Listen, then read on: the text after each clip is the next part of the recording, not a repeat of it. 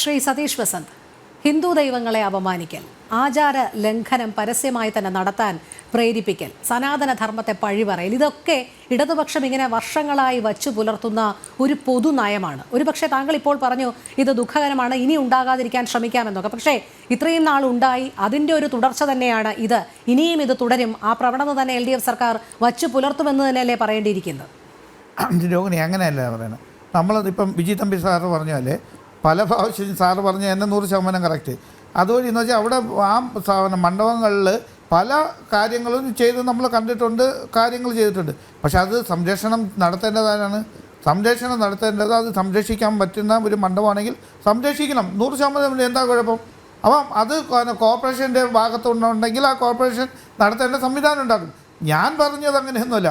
കാലാകാലങ്ങളിൽ ഞാൻ എൻ്റെ കൊച്ചിലെ മുതൽ ഞാൻ വളർന്നതെല്ലാം വലിയശാലയും ഇതുമാണ്. അതുകൊണ്ടാണ് എനിക്കറിയാം. അതുകൊണ്ട് ഈ അമ്പലങ്ങളിലെ കാര്യങ്ങൾ നമ്മളെല്ലാം ആറാട്ടിൻ്റെ കൂടെ പോയിട്ട് തിരിച്ചു വരണേ, കോട്ടയ്ക്കകത്ത് പോയിട്ട് വരുമ്പോൾ. അപ്പോൾ അത് കഴിഞ്ഞിട്ട് ഈ 2 ദിവസം കഴിഞ്ഞ് കഴിഞ്ഞാൽ ആ മണ്ഡപത്തിൽ പലവരും കയറിയിരിക്കുന്നു. പല ആളുകളും കമിതാക്കൾ അവരെ ഉച്ചയ്ക്കൊക്കെ നിങ്ങൾ നോക്കണം, വൈകുന്നേരം ചെന്നൊക്കെ ഇരിക്കുമ്പോഴത്തേക്ക് അവിടെ ഈ 2 മണ്ഡപത്തിലിരിക്കും. ഞാനിത് പറയുന്നത് അങ്ങനെ ആണെങ്കിൽ ഈ ആർക്കോളജിക്കൽ വകുപ്പ് എടുക്കണം. അല്ലെങ്കിൽ സംരക്ഷണത്തിൽ ഇത്രയും കാലം എവിടെ പോയിരുന്നു? അതാണ് ഞാൻ പറഞ്ഞത്. സാറ് പറഞ്ഞല്ലോ, വിജി തമ്പി സാറ് പറഞ്ഞു, സാറേ അത് നമുക്ക് സംരക്ഷിക്കണമെങ്കിൽ സംരക്ഷണത്തിലേക്ക് അത് കൊണ്ടുവരണം. അത് ഹിന്ദുക്കളുടെ മുറിവേൽപ്പിക്കാൻ വേണ്ടി ഒരിക്കലും LDF ഗവൺമെൻറ് നിൽക്കില്ല. പാരിസ്ഥിതിക ഈ ഇങ്ങനത്തുള്ള മണ്ഡപങ്ങളെല്ലാം സംരക്ഷിക്കുന്നതിൽ മുന്നിട്ട് നിൽക്കുന്നതിന് LDF ഗവൺമെൻറ്. നിങ്ങളൊന്നൊന്ന് പരിശോധിച്ച് നോക്കൂ. ഇപ്പം നമ്മൾ ആർക്കോളജി വകുപ്പ് കണ്ണനപ്പള്ളി സാറിൻ്റെ കയ്യിലാണ്.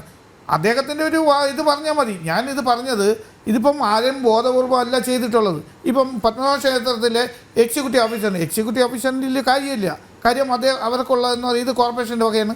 2 ദിവസം മാത്രമേ അവർക്ക് അത് ഉപയോഗിക്കാൻ പറ്റുള്ളൂ. അപ്പോൾ എക്സിക്യൂട്ടീവ് ഓഫീസറിനും അതിന് കാര്യം. അപ്പോൾ എക്സിക്യൂട്ടീവ് ഓഫീസർ തെറ്റായിട്ടൊന്നുമല്ല പറഞ്ഞത്.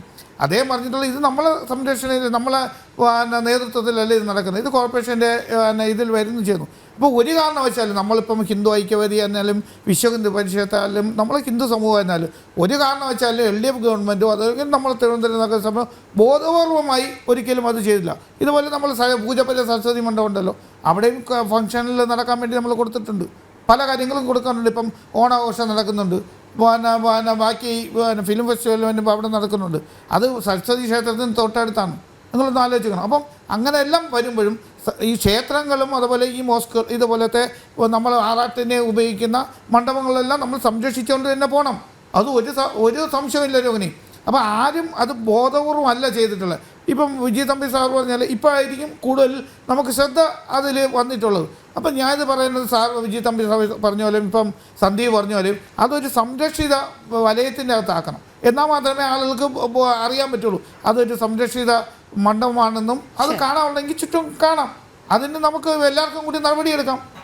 ശരി ശ്രീ സന്ദീപ്, അങ്ങനെയാണെങ്കിൽ ഇതൊരു തുടക്കം തന്നെ ആയിരിക്കുമോ? കാരണം നഗരസഭയുടെ ഭാഗത്തു നിന്ന് ഇത് പരിരക്ഷിക്കുന്നതിനുള്ള തുടർ നീക്കങ്ങൾ നടക്കും എന്ന് ചിന്തിക്കാൻ കഴിയുകയില്ല. എന്തായാലും ഹിന്ദു സംഘടനകൾ ഒന്നിച്ചു നിന്നതിൻ്റെ സംരക്ഷണം ഏറ്റെടുക്കുകയും തുടർ നടപടികളിലേക്ക് കടക്കുകയും ചെയ്യും എന്ന് തന്നെ നമുക്ക് കരുതാം.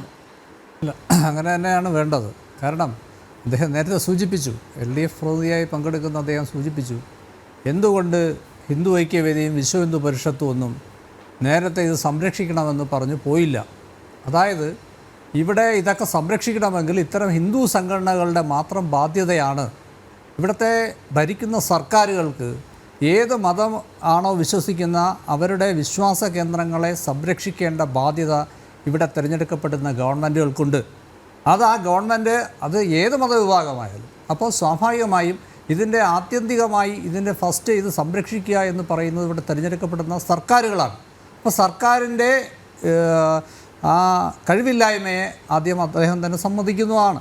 മറ്റൊന്ന്, പത്മനാഭസ്വാമി ക്ഷേത്രത്തിൻ്റെ ഭരണസമിതിക്ക് നേരത്തെ അവർ സൂചിപ്പിച്ചതുപോലെ അവർക്ക് ഇതിലൊരു ജാഗ്രതാക്കുറവുണ്ടായി എന്നുള്ളത് പറയാതിരിക്കാൻ സാധ്യമല്ല.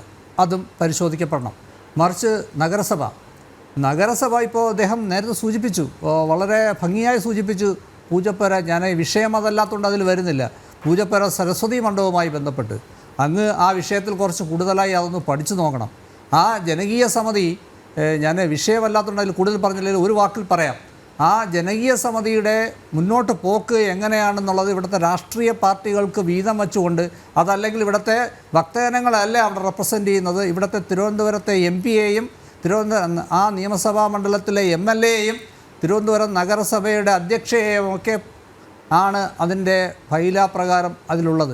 അതെങ്ങനെയാണ് ഇവിടുത്തെ ഭക്തജനങ്ങൾക്ക് അനുകൂലമാകുന്നതെന്ന് എനിക്ക് മനസ്സിലാകുന്നില്ല. അതുപോട്ടെ, അത് മറ്റൊരു വിഷയമായതുകൊണ്ട് ഞാൻ അതിലോട്ട് കൂടുതൽ കടക്കുന്നില്ല. അത് ഇവിടുത്തെ ഗവൺമെൻറ് ഇന്ത്യയിൽ, ഭാരതത്തിൽ ഏതെങ്കിലും ഒരു മതേതര സ്ഥാപനം, ഒരു മതസ്ഥാപനം നടത്തുന്ന അല്ലെങ്കിൽ ഒരു മതസ്ഥാപനം നടത്തുന്ന ഏക ഒരു സംവിധാനം തിരുവനന്തപുരം കോർപ്പറേഷനാണ്. പൂജപ്പുര സരസ്വതി മണ്ഡപമാണ്.